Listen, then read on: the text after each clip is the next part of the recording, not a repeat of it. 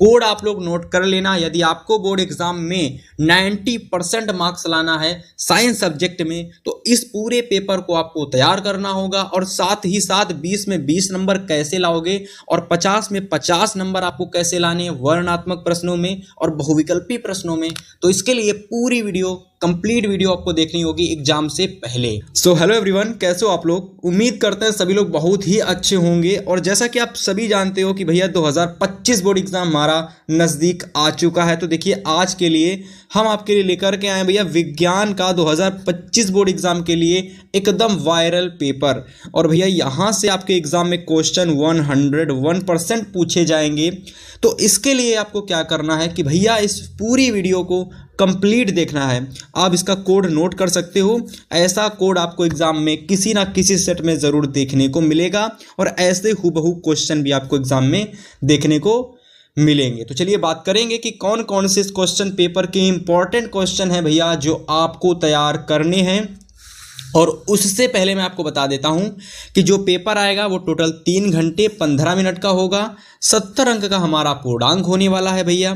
और स्टार्टिंग के जो 15 मिनट मिलेंगे उसमें आपको प्रश्न को पढ़ना पड़ेगा कि कौन कौन से क्वेश्चन, मान लीजिए इस पेपर में कौन कौन से हमारे क्वेश्चन पूछे गए हैं। इसके अलावा बहुत सारी चीज़ें होती हैं, जैसे कि निर्देश में देख सकते हो कि सभी प्रश्न करना अनिवार्य होता है। और यह प्रश्न पत्र भैया 2 खंडों में बटा होता है, यानी टोटल 2 खंड होते हैं, खंड आ और खंड बा। तो सबसे पहले अगर मैं बात करता हूँ खंड आ की, तीसरे नंबर पॉइंट की, तो इसमें जितने भी क्वेश्चन होते हैं वो सभी OMR में आपको उत्तर दे करके करने होते हैं, ठीक है। इसके बाद अगर मैं चौथे नंबर पॉइंट की बात करूं तो खंड आ के जितने भी क्वेश्चन होते हैं सभी आपको OMR में करने होते हैं, ये तो सभी को पता है। लेकिन इसके साथ साथ सभी क्वेश्चन 1-1 नंबर के होते हैं, यानी बहुविकल्पी प्रश्न 1-1 नंबर के पूछे जाते हैं। 5 नंबर की बात करें तो भैया खंड बा आ जाएगा। फिर वो जो पूछा जाएगा वो 50 अंक का क्वेश्चन हमारा होने वाला है, ठीक है। इतनी बात समझ में आ गई आप लोगों को। फिर बहुत सारी चीज़ें ऐसे आपको देखने को मिलेंगी कि सभी प्रश्न करना अनिवार्य होते हैं। और इस तरीके से ये जो पूरा पेपर पहला पन्ना हमारा है इस तरीके से आता है। जिन लोगों को बोर्ड एग्जाम की तैयारी बेहतर करनी है भाई, चैनल को सब्सक्राइब कर लीजिए, एग्जाम से पहले आपको बेहतर तैयारी करवा दी जाएगी, ठीक है। तो चलिए बात करेंगे कौन कौन से क्वेश्चन इस पेपर में आपको तैयार करने हैं। तो सबसे पहले जो आप लोगों का खंड आता है वो खंड आ आता है, ठीक है। सभी लोगों को पता होगा कि भैया जो परीक्षा में हमारा सबसे पहला खंड पूछा जाता है वो खंड आता है। अब देखो यहाँ से जो भी प्रश्न आपको मैं बताता चलूंगा आपकी हर एक बोर्ड एग्जाम के लिए, मतलब हर एक स्टूडेंट के लिए इंपॉर्टेंट क्वेश्चन होने वाले हैं भैया, ठीक है। सबसे पहले क्वेश्चन की मैं बात करूँ तो क्वेश्चन नंबर फर्स्ट हमारा है कि निम्नलिखित में कौन सी धातु आर्द्र वायु में संचारित नहीं होती है। देखो आर्द्र वायु का मतलब क्या होता है, यहाँ समझो। आर्द्र वायु का मतलब होता है यानी कि नमी वाली जगह पर, ठीक है। थोड़ी सी जुकाम है बट कोई दिक्कत नहीं। मतलब कि जो नमी वाली जगह होती है वहाँ पर हमारी ऐसी कौन सी धातु होती है जो संचारित नहीं होती है, ठीक है। तो इसका राइट आंसर आप लोगों का हो जाएगा क्वेश्चन नंबर डी, यानी ऑप्शन नंबर डी। तो ऑप्शन नंबर डी सोना बिल्कुल इसका सही ऑप्शन हो जाएगा। आपको ये प्रश्न एग्जाम के लिए 2025 के लिए ज़रूर तैयार कर लेना, बहुत ही ज़्यादा इंपॉर्टेंट और रिपीटेड क्वेश्चन हमारा ये है। इसके अलावा अगर मैं सेकेंड क्वेश्चन की बात करता हूँ तो सेकंड क्वेश्चन हमारा क्या है कि चूने के पत्थर के उसमें अपघटन के फलस्वरूप प्राप्त होने वाला ठोस पत्थर है। तो जब हम लोग चूने के पत्थर का क्या कराते हैं, अपघटन कराते हैं, यानी अपघटन की क्रिया चूने के पत्थर से की कराई जाती है। तो देखो वहाँ पर 4 ऑप्शन आपको दिख रहे होंगे, ठीक है। तो इनमें से राइट ऑप्शन आपका कौन सा है, देखो तो इसका राइट ऑप्शन हो जाएगा CaO, यानी कैल्शियम ऑक्साइड। और इस वाले क्वेश्चन में अगर आपको ये वाला ऑप्शन कहीं दिखे तो भैया ये बिल्कुल इसका सही ऑप्शन होगा, ठीक है। इसके अलावा अगर मैं तीसरे क्वेश्चन की बात करता हूँ, क्वेश्चन नंबर 3 की, तो थर्ड नंबर क्वेश्चन बहुत ही ज़्यादा सिंपल क्वेश्चन है और भाई हर बार आपके बोर्ड एग्जाम में आता है कि शुद्ध जल का pH मान कितना होता है। तो अगर आपको नहीं पता तो मैं आपको बता दूं कि जो शुद्ध जल का हमारा pH वैल्यू होता है वो होता है 7, है ना। अगर 7 से ऊपर है तो वो भैया हमारा क्षारीय माध्यम होगा, यानी क्षार विलयन होगा। लेकिन अगर 7 से नीचे है तो हमारा अम्लीय होगा। तो यहाँ पर हमारा शुद्ध जल का pH मान 7 होता है, यानी भैया ये बिल्कुल न्यूट्रल पर होता है, ठीक है। तो ये बिल्कुल सही ऑप्शन आपका 7 हो जाएगा, ठीक। अगर मैं तीसरे नंबर क्वेश्चन होने के बाद 4 नंबर क्वेश्चन की बात करता हूं, अगले क्वेश्चन की, यानी तो क्वेश्चन है हमारा, पढ़िए सभी लोग, कि CH3CH2OH का IUPAC नाम है। यानी भैया क्वेश्चन है कि CH3CH2OH का IUPAC नाम क्या होता है। एथेनॉल होता है कि मेथेनॉल होता है कि एसिटिक अम्ल होता है कि एथीन होता है। देखो इसमें इसका राइट ऑप्शन आपका हो जाएगा एथेनॉल। ये बिल्कुल इसका सही ऑप्शन आप लोगों का हो जाएगा। ठीक है, तो चलिए क्वेश्चन नंबर 5 की बात करते हैं। तो क्वेश्चन नंबर अगर 5 की बात करूं तो 5 नंबर हमारा क्वेश्चन है कि संतृप्त हाइड्रोकार्बन में नहीं होता है। तो बताना है भैया कि संतृप्त हाइड्रोकार्बन में क्या नहीं पाया जाता। ठीक है, यानी कौन सी चीज संतृप्त हाइड्रोकार्बन में नहीं होती है। देखो एकल बंध की अगर मैं बात करूं तो एकल बंध जो होता है वो आप लोगों का संतृप्त हाइड्रोकार्बन में होता है। ठीक है, और ये सिंगल बॉन्डिंग भी संतृप्त वाले हाइड्रोकार्बन में होती है। लेकिन और समचतुष्फलकीय संरचना की अगर मैं बात करता हूं तो उसमें भी होती है, लेकिन संतृप्त हाइड्रोकार्बन में कभी भी डबल बॉन्ड या फिर ट्रिपल बॉन्ड नहीं होते हैं। तो मतलब यही इसका बिल्कुल सही ऑप्शन हो जाएगा। तो भाई साहब आप लोग इसको बिल्कुल सही ऑप्शन लगा लेंगे, यानी बिल्कुल सही टिक लगा लेंगे। और इस तरीके से देखिए 5 क्वेश्चन को हम कंप्लीट कर चुके हैं। चलिए नेक्स्ट क्वेश्चन की बात करते हैं, क्वेश्चन नंबर 6 की। और नोट कर लीजिए क्वेश्चन नंबर 6 को, क्योंकि बहुत ज्यादा रिपीटेड क्वेश्चन है। क्वेश्चन है कि रासायनिक अभिक्रिया, यानी जो हमारी रासायनिक अभिक्रिया यानी केमिकल रिएक्शन जो दे रखी है वो है 2FeCl3 + 2H2O + Y। अब ये तीनों अभिकारक मिल करके 2FeCl2 + 2H2SO4 + 2HCl, इसको ऐसे लिख लो HCl में Y है। अब इस पूरी रिएक्शन में आपको ये Y क्या है ये बताना है। ठीक, तो बहुत ही इजी क्वेश्चन है। ठीक है, आपको इसको 2 तरीके से कर सकते हो, या तो आप इसकी रिएक्शन याद कर लो या फिर आप इसको बनाने का तरीका सीख जाओ। अब मैं इसको रिएक्शन को याद करने का सिंपल तरीका है कि भैया यहाँ पर Y की जगह आपका SO2 होगा, यानी सल्फर डाइऑक्साइड होगी। अब देखो कैसे याद कर सकते हो। देखो जैसे कि यहाँ पर दे रखा है SO4, तो आपको सिंपल से याद रखना है SO4 H2SO4 में आ रहा है, लेकिन भैया यहाँ पर कहीं भी इसमें ना इसमें देख लो S नजर नहीं आ रहा। इसका मतलब ये है कि भैया यहाँ पर Y की जगह हम सल्फर को रखेंगे, लेकिन सल्फर के साथ ऐसा क्या यौगिक होना चाहिए, तो आपको याद कर लेना है सल्फर डाइऑक्साइड होगी। तो बस यहाँ पर Y की जगह सल्फर और डाइऑक्साइड आप याद कर लेंगे इस तरीके से। ठीक है, उम्मीद करते हैं ये 6 क्वेश्चन आप लोग अच्छे से नोट कर लोगे, क्योंकि ये 6 क्वेश्चन जो मैंने आपको बताए हैं ये आपके वो क्वेश्चन है जो केमिस्ट्री में पूछे गए हैं। ठीक है, इसके बाद मैं आपको उपखंड ख बताने वाला हूं, जिसमें आपको कोई और सब्जेक्ट देखने को मिलेगा। तो चलिए उसको देखते हैं। चलिए बात करते हैं भैया कि हमारा अगला जो उपखंड होने वाला है वो उपखंड हमारा ख होने वाला है। ठीक है, अब इसमें हमारी क्या पूछी गई है, तो भाई साहब इसमें हमारी पूछी गई है बायोलॉजी। क्या पूछी गई है, बायोलॉजी पूछी गई है। ठीक है, तो बायोलॉजी के जितने भी इंपॉर्टेंट क्वेश्चन होंगे, जितने भी 1-1 नंबर वाले जितने भी क्वेश्चन होंगे सभी आपको बताए जाएंगे, ताकि आप इन क्वेश्चन को तैयार करके जाओ और बोर्ड एग्जाम में भाई अच्छे नंबर एकदम फोड़ के लाओ। ठीक है, पेपर देने जाओगे तो सभी के सभी प्रश्न आपको देखने को मिलेंगे। फिलहाल प्रश्नों को अच्छे से तैयार कर लीजिए। ठीक है, 7 नंबर क्वेश्चन की बात करता हूं। तो प्रश्न है कि पौधे में जल के परिवहन के लिए होता है। तो पौधे में जल के परिवहन के लिए क्या होता है भैया, सिंपल क्वेश्चन का आंसर आपको देना है जाइलम होता है। क्या होता है, जाइलम होता है। ठीक, आंसर आपको पता चल गया। नेक्स्ट क्वेश्चन नंबर 8 की बात करता हूं। तो 8 नंबर क्वेश्चन है कि मनुष्य के प्रत्येक जबड़े में चवर्णक दंतों की संख्या होती है। जो चवर्णक दांत होते हैं मनुष्य के जबड़े में वो कितने होते हैं बताना है।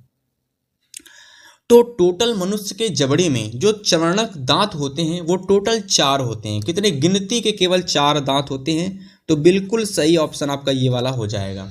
ठीक है, चलिए अगले क्वेश्चन की बात करें। चलिए 9 नंबर क्वेश्चन देखिए भैया। 9 नंबर क्वेश्चन है कि निम्नलिखित में से कौन मादा जनन तंत्र, ठीक है, कौन मादा जनन तंत्र का भाग नहीं है। तो ऑप्शन देखिए, अंडाशय दे रखा है, गर्भाशय दे रखा है, शुक्रवाहिनी दे रखा है, अंडवाहिनी दे रखा है। ठीक है, तो इनमें से आपको ये बताना है कि इनमें जो भी 4 ऑप्शन दे रखे हैं इसमें मादा जनन तंत्र का भाग कौन नहीं है। ठीक है, तो भैया अंडाशय तो है, गर्भाशय भी है, और आपका शुक्रवाहिनी ये नहीं है क्योंकि अंडवाहिनी भी है, लेकिन शुक्रवाहिनी ये ऑप्शन आपका जो कि है मादा जनन तंत्र का भाग नहीं है, इस वजह से ये बिल्कुल सही ऑप्शन होगा।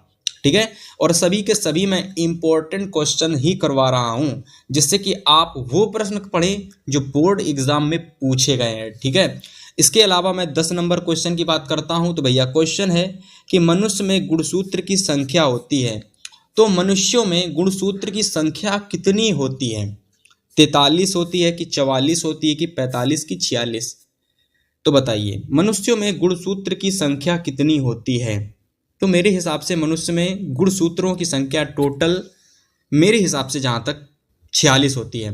एक ऑटोसोम की अगर मैं संख्या घटा देता हूँ तो लगभग वो फिर हमारे 42 बचते हैं। ठीक है, तो फिलहाल मैं 44 को क्लिक करता हूँ, टिक करता हूँ कि गुणसूत्रों की संख्या टोटल 46 होती है। ठीक है, और काफ़ी जगह 44 होती है, काफ़ी जगह 46 भी दिखाता है क्योंकि एक जोड़ी इसमें होते हैं ओडोसोम, और एक जोड़ी का मतलब होता है भैया, एक जोड़ी का मतलब क्या होता है? एक जोड़ी का मतलब होता है 2 गुणसूत्र, 2 गुणसूत्र।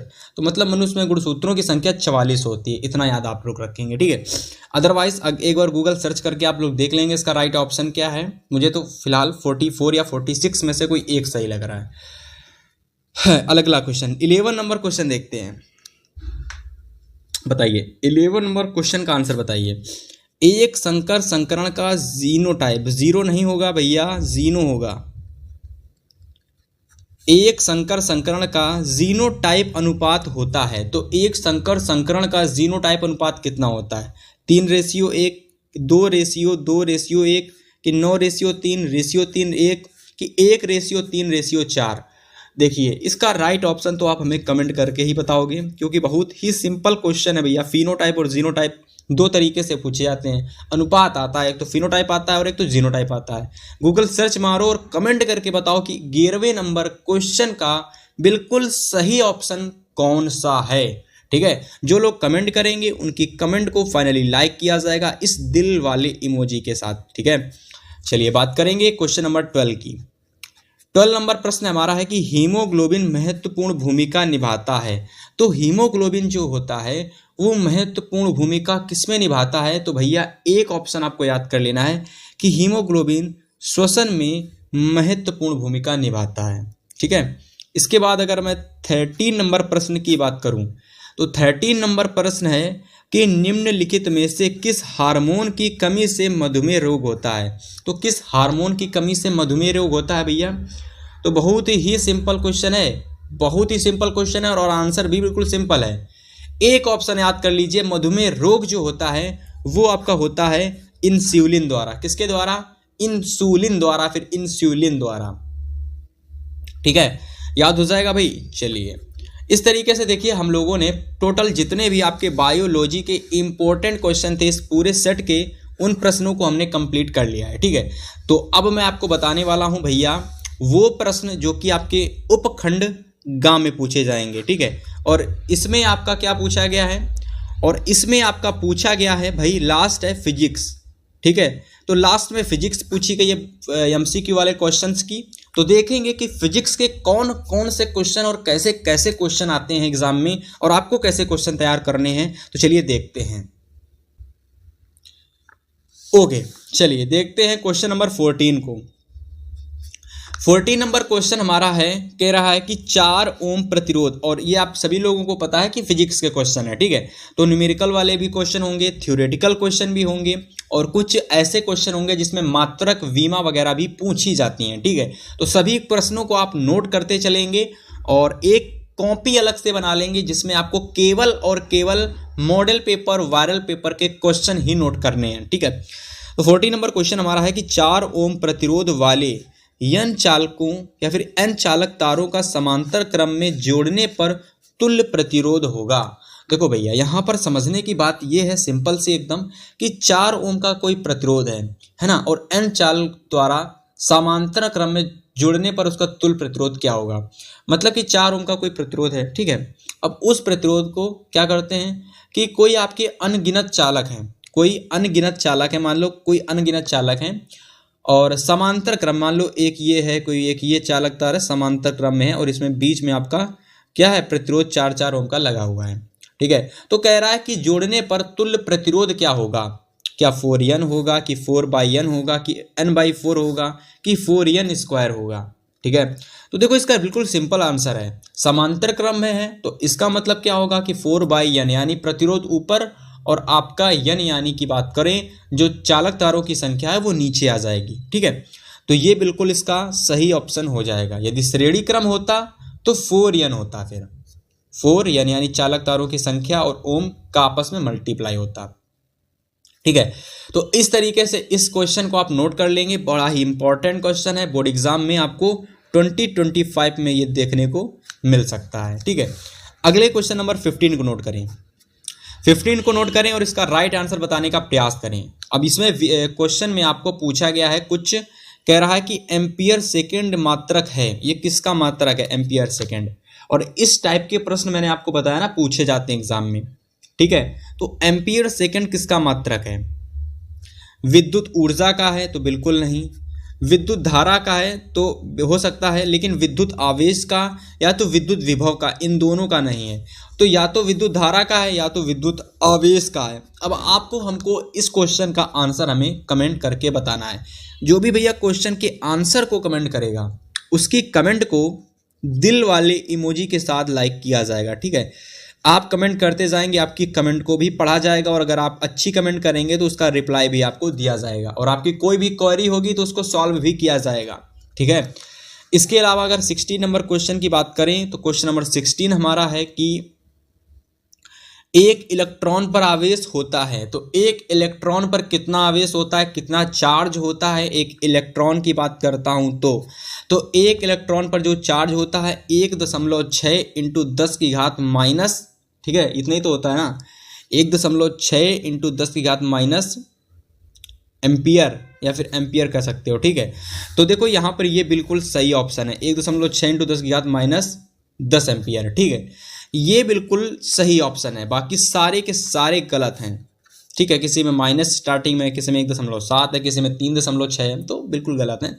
ये वाला बिल्कुल सही ऑप्शन आप लोगों का हो जाएगा, ठीक है। चलिए बात करते हैं क्वेश्चन नंबर 17 की। तो 17 नंबर क्वेश्चन देखेंगे सभी लोग, जितने लोग भी वीडियो को देख रहे हैं भाई वीडियो को लाइक करते चलेंगे, ठीक है। 17 नंबर क्वेश्चन की अगर मैं बात करता हूं तो 17 नंबर क्वेश्चन है कि एक गतिमान आवेशित कण उत्पन्न करता है। तो एक गतिमान आवेशित कण क्या उत्पन्न करता है, तो 4 ऑप्शन दे रखे हैं, चुंबकीय तथा विद्युत क्षेत्र दोनों, केवल विद्युत क्षेत्र, केवल चुंबकीय क्षेत्र कि इनमें से कोई नहीं। तो एक गतिमान आवेशित कण क्या क्या उत्पन्न करता है, तो भैया एक गतिमान जो आवेशित कण होता है वो चुंबकीय क्षेत्र और विद्युत क्षेत्र दोनों उत्पन्न करता है, ठीक है। तो पहला वाला ऑप्शन बिल्कुल सही ऑप्शन हो जाएगा, इसको आप बिल्कुल क्लिक कर लेंगे और इसी को एग्जाम में बिल्कुल सही लगा करके आएंगे, ठीक है। उम्मीद करते हैं प्रश्न समझ में आ गया होगा। नेक्स्ट क्वेश्चन की बात करते हैं। नेक्स्ट क्वेश्चन हमारा 18 नंबर क्वेश्चन। 18 नंबर क्वेश्चन है कि एक धारावाही चालक को एक समान चुंबकीय क्षेत्र में रखा जाता है। एक धारावाही चालक है, ठीक है। अब धारावाही चालक आपका कुछ इस तरीके से भी हो सकता है, कुछ इस तरीके से भी हो सकता है, कुछ इस तरीके से भी होता है, ठीक है, कैसा भी हो सकता है। तो एक धारावाही चालक को एक समान चुंबकीय क्षेत्र में रखा जाता है। इस प्रकार इस पर कार्य करने वाला, इस प्रकार इस पर लिख लो थोड़ा सा, इस पर कार्य करने वाले चुंबकीय बल की दिशा, चुंबकीय बल की दिशा दी जाती है, ठीक है। तो भैया एक जो धारावाही चालक तार होता है, ठीक है, तो इस पर कार्य करने वाले जो चुंबकीय बल की दिशा होती है किस नियम द्वारा दी जाती है, ओम के नियम द्वारा, बिल्कुल नहीं, कूलाम के नियम द्वारा, बिल्कुल नहीं, फ्लेमिंग के बाएं हाथ के नियम या फिर फ्लेमिंग के दाएं हाथ के नियम, इसमें से कोई एक सही होगा, ठीक है। और आपको हमें बताना है कि एक धारावाही चालक को एक समान चुंबकीय क्षेत्र में जब रखा जाता है तो इस पर कार्य करने वाले जो चुंबकीय बल की दिशा होती है वो किस नियम से निकाली जाती है। फ्लेमिंग का एक बाएं हाथ का नियम होता है यानी लेफ्ट हैंड साइड नियम, और एक दाएं हाथ का यानी एक राइट हैंड साइड नियम, ठीक है। तो मेरे हिसाब से आपको पता होना चाहिए कि बाएं हाथ के नियम द्वारा ही निकाली जाती है अदरवाइज अगर आपको नहीं पता तो आप गूगल सर्च करके भी देख सकते हैं। तो बिल्कुल राइट लगाएंगे आप लोग, जो आपको ऑप्शन सही लगता है इन दोनों में से कमेंट करके हमें बताएंगे। मेरे हिसाब से option number B is the right option. चलिए नेक्स्ट क्वेश्चन नंबर 19 को देखते हैं। 19 नंबर क्वेश्चन है कि प्रकाश के लिए किस रंग का प्रकीर्णन सबसे कम होता है। ठीक है, चलिए अब इसके ऑप्शन देखते हैं। सबसे पहले तो ऑप्शन देखिए, आपको 4 दिख रहे होंगे। सबसे पहला ऑप्शन है लाल, ठीक है, दूसरा है बैंगनी, तीसरा है पीला या फिर काले। ठीक है, तो सबसे ज्यादा जो प्रकीर्णन होता है भैया, वो आप सभी लोगों को पता है कि सबसे ज्यादा किस रंग का प्रकीर्णन होता है। सबसे ज्यादा प्रकीर्णन किस रंग का होता है भाई, बताइए। बैंगनी या फिर लाल, लाल या फिर बैंगनी, सबसे ज्यादा कौन सा रंग ऐसा होता है जो प्रकीर्णित होता है। ठीक है, सबसे ज्यादा कौन सा रंग। तो चलिए अगले क्वेश्चन की बात करते हैं, 20 नंबर क्वेश्चन की। और इसमें क्या पूछा गया है कि निर्वात में प्रकाश की चाल होती है। नेक्स्ट क्वेश्चन हमारा है 20 नंबर क्वेश्चन कि निर्वात में प्रकाश की चाल कितनी होती है। और बहुत ही ज्यादा रिपीटेड क्वेश्चन हमारा है ये, ठीक है। और इसके बाद फिर मैं आपको बताऊंगा भाई साहब, देख सकते हो वर्णनात्मक प्रश्न जो कि 50 नंबर के पूछे जाते हैं। ठीक है, बात करेंगे अभी। फिलहाल इस क्वेश्चन के राइट आंसर को बताइए कि निर्वात में प्रकाश की चाल कितनी होती है। 3 इंटू 10 की घात 7 मीटर प्रति सेकेंड, कि 2 इंटू 10 की घात 7 मीटर प्रति सेकेंड, कि 3 इंटू 10 की घात 8 मीटर प्रति सेकेंड, या फिर 3 इंटू 10 की घात 6 मीटर प्रति सेकेंड। ठीक है, देखो इसका राइट आंसर आप सभी लोगों को पता होना चाहिए कि 3 इंटू 10 की घात 3 इंटू 10 की पावर 8 मीटर प्रति सेकेंड होती है प्रकाश की चाल। सी नंबर बिल्कुल टिक लगा लेंगे, एकदम सही ऑप्शन बिल्कुल है ये आपका। ठीक है, तो इस तरीके से देख सकते हो कि पूरे पेपर के जितने भी इंपॉर्टेंट एमसीक्यू थे ना, सारे क्वेश्चन हम सॉल्व कर चुके हैं। ठीक है, अब मैं आपको बताऊंगा स्टूडेंट इस पेपर के 50 नंबर वाले वर्णनात्मक प्रश्न, जिनको तैयार करने के बाद में आपके 50 नंबर तैयार हो जाएंगे, 50 में 50, और 20 आउट ऑफ 20 नंबर तो आपको तैयार हो चुके हैं।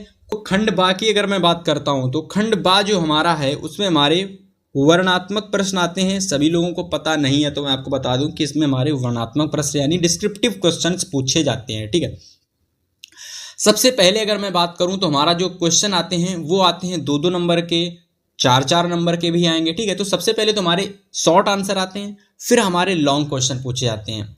ठीक है, तो बात करेंगे वर्णनात्मक प्रश्नों की, खंड बा के वर्णनात्मक प्रश्नों की। और जिसमें सबसे पहले हमारा जो खंड है वो उपखंड आ गया है, और उपखंड है हमारा कौन सा, का। और का में क्या पूछा गया भैया, देख लो आप लोग। ठीक है, आपको दिख रही होगी सजातीय श्रेणी, साबुनीकरण, और ठीक है पदार्थ वगैरह और संतुलित वगैरह। तो भैया ये हमारी कहीं ना कहीं केमिस्ट्री पूछी गई है। ठीक है, तो केमिस्ट्री में देखेंगे कौन कौन से क्वेश्चन आपको तैयार करने हैं, इंपॉर्टेंट क्वेश्चन। ठीक है, तो सबसे पहला क्वेश्चन देखिए, किसी पदार्थ X के विलयन का उपयोग सफेदी करने के लिए किया जाता है, आपको उस पदार्थ का नाम बताना है। तो पहला क्वेश्चन है कि पदार्थ X का नाम तथा इसका सूत्र लिखिए। ठीक है, 2 नंबर आपको यहां से मिलेंगे। यदि आपको ये पता है कि वो कौन सा पदार्थ है, ठीक है, जिसको हम लोगों को सफेदी करने के लिए प्रयोग किया जाता है, ठीक है, और वो मैं आपको बताऊंगा अभी मैं आपको बता दूंगा। ठीक है, और फिर सेकंड नंबर पर आपको बताना है कि पदार्थ X की जल के साथ अभिक्रिया लिखिए, यानी वो जो भी पदार्थ आपका है उसकी आपको H2O यानी जल के साथ में अभिक्रिया भी आपको लिखनी पड़ेगी। 2 नंबर यहां से आपको मिल जाएंगे। टोटल नंबर हो गए भैया 2 + 2 = 4 नंबर, तो 4 नंबर आपको यहां से मिल जाएंगे। तुरंत इस क्वेश्चन को नोट कर लो, और अगर इसका सॉल्यूशन चाहिए है तो गूगल पर सर्च मार लेना, एकदम बेहतरीन आंसर आपको मिल जाएगा। ठीक है, लेकिन मैं आपको हिंट के लिए बता दे रहा हूं कि वो पदार्थ आपका होगा बुझा हुआ चूना। यदि बुझे हुए चूने को हम लोग देखें तो उसको हम लोग सफेद करने के लिए प्रयोग करते हैं। इसके साथ साथ अगर मैं बताऊं उसका सूत्र क्या होता है, तो उसका फॉर्मूला होता है CaOH का होल ट्वाइस। ठीक है, CH का होल ट्वाइस। और इसका नाम बात करें तो कैल्शियम हाइड्रोक्साइड इसका नाम होता है, बुझा हुआ चूना इसको कहते हैं हम लोग। ठीक है, और इसकी जब हम लोग इसके साथ में अभिक्रिया कराते हैं तो हमारा क्या क्या बनता है वो सारी जानकारी आपको पता चल जाएगी जब आपको इसको गूगल से सर्च करके इसके आंसर को आप लिखोगे। ठीक है, बात करेंगे अगले क्वेश्चन की, और वेरी इंपॉर्टेंट क्वेश्चन लगा लीजिए इसको, वेरी इंपॉर्टेंट क्वेश्चन। ठीक है, नेक्स्ट क्वेश्चन देखेंगे, क्वेश्चन नंबर सेकंड कि निम्न अभिक्रिया के लिए पहले शब्द समीकरण लिखिए, फिर उसके बाद में संतुलित समीकरण लिखिए। देखो भाई, आपको ना इस टाइप का 2 प्रश्न या तो 4 प्रश्न एग्जाम में आएंगे, 101% श्योर हूं मैं। ठीक है, तो सबसे पहले आपको क्या करना है कि यहाँ पर जो 2 क्वेश्चन है वो आपको तैयार करने हैं। सबसे पहला प्रश्न है कि तनु सल्फ्यूरिक अम्ल दानेदार जिंक के साथ अभिक्रिया करता है तो क्या होता है। ठीक है, सेकंड क्वेश्चन कि तनु हाइड्रोक्लोरिक अम्ल किसके साथ क्रिया कर रहा है, तो मैग्नीशियम पट्टी के साथ में अभिक्रिया करता है तो क्या होता है। ठीक है, अभी सारे प्रश्न आपको कहाँ से मिलेंगे भैया, यूट्यूब पर नहीं मिल सकते, कोई बात नहीं, गूगल पर सर्च करना आपको ज़रूर मिल जाएंगे, तो वहाँ से क्वेश्चन को नोट कर लेना। और एग्जाम में ये वाले सेट के क्वेश्चन इंपॉर्टेंट है भैया, आपको ज़रूर देखने को मिलेंगे। ठीक है, चलिए अगले क्वेश्चन की बात करते हैं। क्वेश्चन नंबर 3 के 2 प्रश्न हैं, 2 नंबर के, और दोनों ही प्रश्न इंपॉर्टेंट हैं भाई, दोनों ही प्रश्न वेरी वेरी इंपॉर्टेंट हैं। किसी को मैं नहीं कर सकता कि भैया इसको छोड़ के चले जाओ, क्योंकि वही आ जाएगा आपके एग्जाम में। पहला प्रश्न है सजातीय श्रेणी का क्या है, या फिर सजातीय श्रेणी क्या होती है, उदाहरण के साथ समझाना है। साबुनीकरण अभिक्रिया संक्षिप्त में टिप्पणी आपको इसकी लिखनी है, और वेरी वेरी इंपॉर्टेंट क्वेश्चन है दोनों के दोनों। ठीक है, चलिए बात करेंगे भैया अगले क्वेश्चंस की, और इतने क्वेश्चन आपको यूट्यूब से इजीली अवेलेबल मिल जाएंगे। हालांकि ये दोनों क्वेश्चन आपको यूट्यूब पर मिल जाएंगे और आगे वाले क्वेश्चन आपको गूगल से सर्च करके मिल जाएंगे। ठीक है, चलिए अगले क्वेश्चंस की बात करते हैं। तो क्वेश्चन नंबर 4 को अगर आप एक नज़र डालोगे तो 4 नंबर क्वेश्चन हमारा है कि बेकिंग पाउडर का रासायनिक सूत्र क्या होता है। देखो, आपको भैया क्या करना है कि गूगल से नहीं तो यूट्यूब से कहीं ना कहीं इन प्रश्नों को जरूर तैयार करना है। देखिए, बेकिंग पाउडर हमारा क्या होता है, बेकिंग पाउडर हमारा होता है खाने का सोडा। ठीक है, जिसको हम लोग बोलते हैं खाने का सोडा, यानी कि क्या बोलते हैं उसको याद नहीं आ रहा, हाँ धावन सोडा वो अलग चीज़ होती है, धोने का सोडा। ये बेकिंग पाउडर हमारा जो खाने में प्रयोग किया जाता है वो वाला पाउडर है। तो बेकिंग पाउडर का सूत्र क्या होता है वो आपको बताना है। इसी के साथ साथ इसको बनाने की विधि को समीकरण सहित में लिखना है, और इसके महत्वपूर्ण गुण जो होते हैं और उपयोग जो होते हैं सब कुछ आपको लिखने हैं। क्योंकि लॉन्ग क्वेश्चन है इसीलिए बहुत सारी चीज़ें इसमें पूछी गई हैं, और आपको मैं कहूँगा इस पूरे प्रश्नों को एक बार यूट्यूब से सर्च करके अच्छे से नोट करके भाई तैयार कर लो, क्योंकि इससे आपके एग्जाम में क्वेश्चन जरूर बनेगा। 101% श्योर हूँ क्वेश्चन जरूर बनेगा यहाँ से। ठीक है, इसके बाद अथवा में देखिए एक और क्वेश्चन आया है, यदि आपको ये नहीं आता तो भाई ये प्रश्न करो। ठीक है, लेकिन मैं आपको कहूँगा कि आप इसे भी तैयार करो और आपको इसको भी तैयार करके जाना है। ठीक है, क्यों तैयार करना अभी मैं आपको बताऊँगा। देखो, क्वेश्चन आ गया क्या होता है जब। ठीक है, क्या होता है जब, अब बेसिकली ये हमारी क्या है, तो ये हमारी है रिएक्शंस, ये हमारी क्या है रिएक्शंस हैं। रिएक्शंस मतलब क्या होता है, रिएक्शंस मतलब कि जब किन्हीं एक चीज़ की क्रिया किसी दूसरे चीज़ से कराते हैं, यानी किसी एक चीज़ की क्रिया किसी दूसरे चीज़ से कराते हैं तो फलस्वरूप हमें क्या प्राप्त होता है वो हमको यहाँ पर बताया जाता है। तो सबसे पहले हमारा जो पोर्शन आता है वो होता है क्या होता है जब, दूसरा होता है कैसे प्राप्त करोगे। ठीक है, 2 तरीके से रिएक्शन आती है। तो सबसे नंबर 1 पहला है क्या होता है जब। तो क्या होता है जब में सबसे पहली रिएक्शन है कि प्लास्टर ऑफ पेरिस को जल के साथ मिश्रित किया जाता है तो क्या होता है। सेकंड पूछा गया कि सोडियम कार्बोनेट तनु सल्फ्यूरिक अम्ल से अभिक्रिया करता है तो क्या होता है। तीसरा पूछा गया कि ब्लीचिंग पाउडर जब कार्बन डाइऑक्साइड से अभिक्रिया करता है तब क्या होता है। और 4 नंबर पर पूछा गया कि सोडियम ऑक्साइड को जल से उबाला जाता है, यहाँ पे लिख लो उबाला जाता है तो क्या होता है।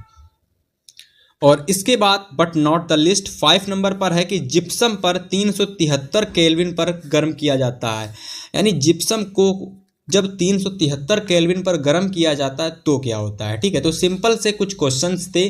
अब देखो इनको तैयार करने का फ़ायदा क्या है, देखो इनको आप इसलिए तैयार करोगे क्योंकि कभी कभी क्या होता है कि यहाँ पर जो हमारा प्रश्न आता है ना वो प्रश्न हमें याद नहीं आता, वो कुछ ऐसा अटपटा सा क्वेश्चन होता है जिसको हम नहीं लिख पाते, इसलिए आपको फिर रिएक्शन तैयार करनी पड़ती हैं। तो सबसे पहले आपको ये 5 रिएक्शन तैयार करनी है जो कि आपके एग्ज़ाम के लिए बहुत ज़्यादा इंपॉर्टेंट हैं।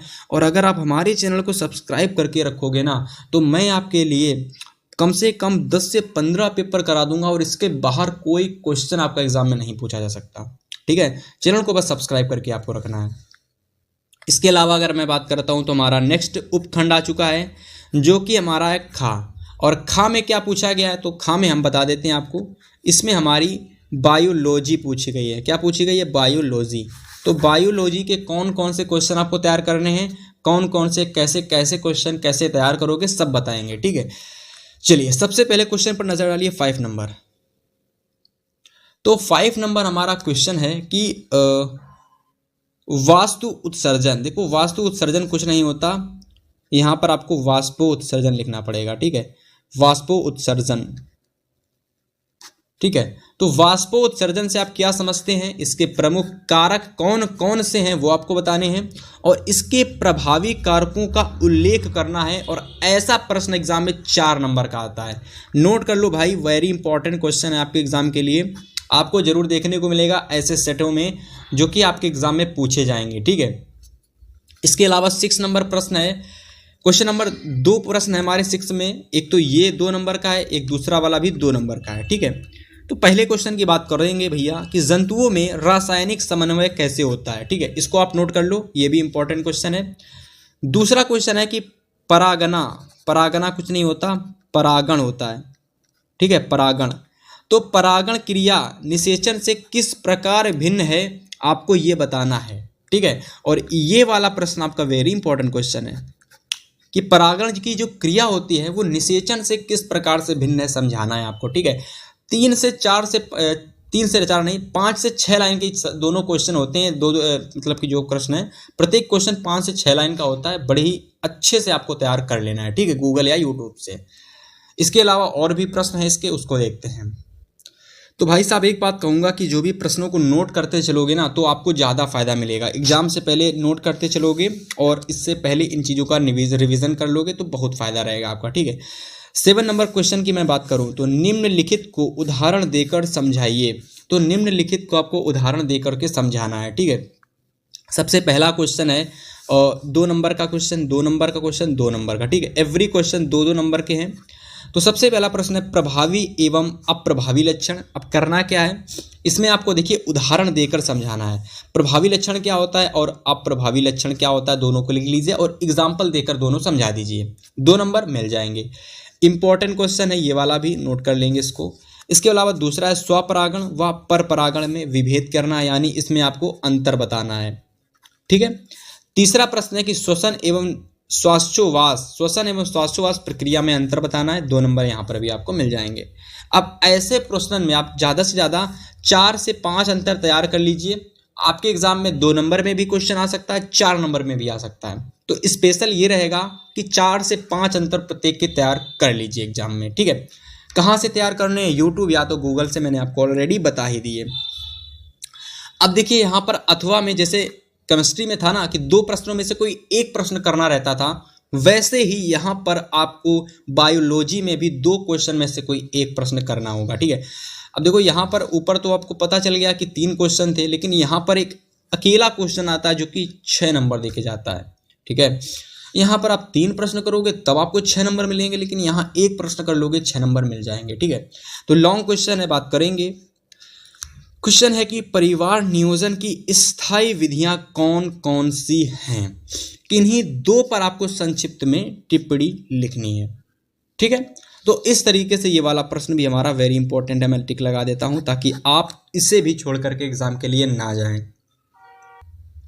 इसके अलावा अगर मैं उपखंड गा की बात करता हूं तो उपखंड गा में देखिए, अगर आप देखेंगे तो 8 नंबर क्वेश्चन 9 नंबर क्वेश्चन दोनों को देखोगे तो भाई पता चलेगा कि यहाँ पर न्यूमेरिकल भी हैं और कुछ ऐसे क्वेश्चन हैं जिसमें हमें लिखना पड़ेगा, यानी थ्योरेटिकल क्वेश्चन भी हैं।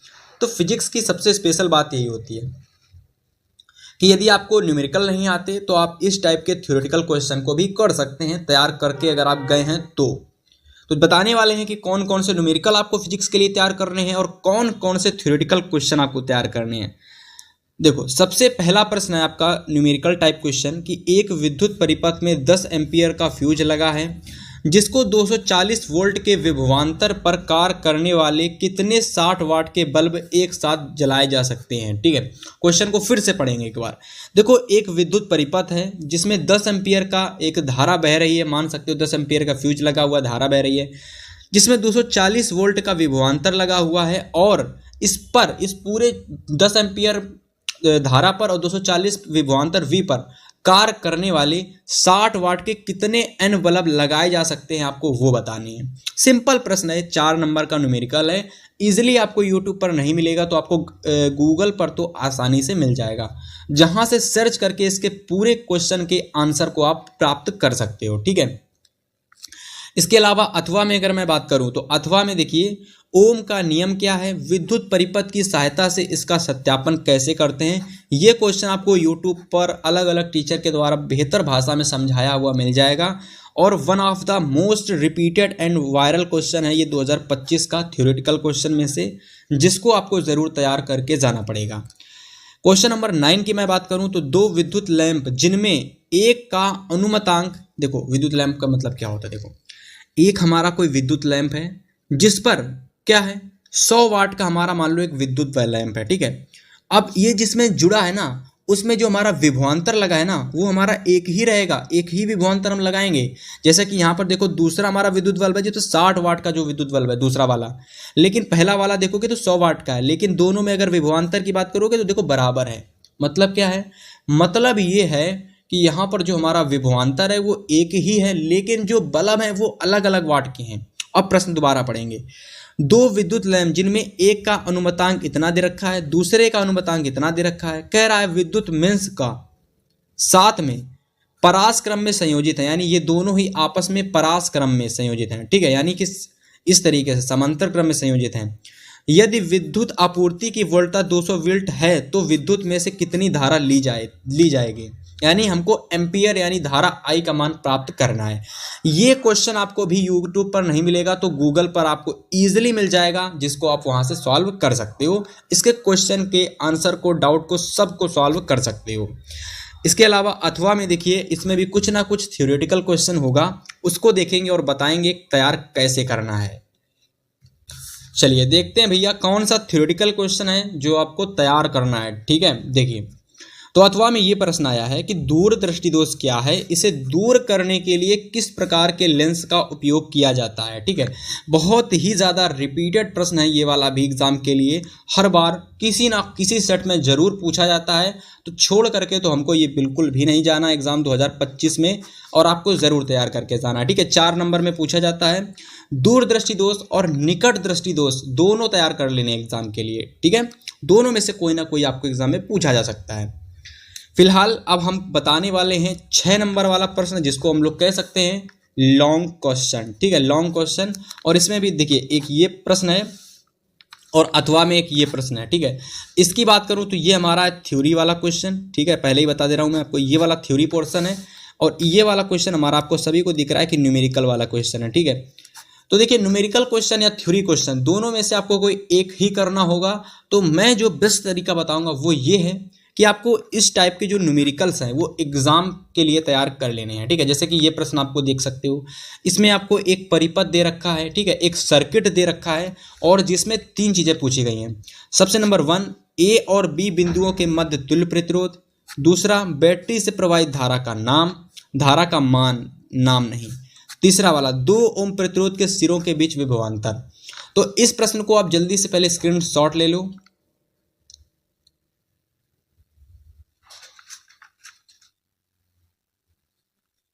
और फिर गूगल या यूट्यूब से इनको आप तैयार कर सकते हो। ठीक है, इस टाइप के मैं ये कहूँगा आपको ये नहीं केवल एक ही न्यूमेरिकल नहीं तैयार करना, इस टाइप के कम से कम आपको 5 से 8 न्यूमेरिकल या फिर 10 से 12 न्यूमेरिकल बहुत ज़्यादा होंगे, लेकिन मिनिमम 5 से 8 न्यूमेरिकल इस टाइप के आपको बड़े से बड़े छोटे से छोटे सबको तैयार कर लेना है। यूट्यूब पर आपको ईजिली अवेलेबल मिल जाएंगे।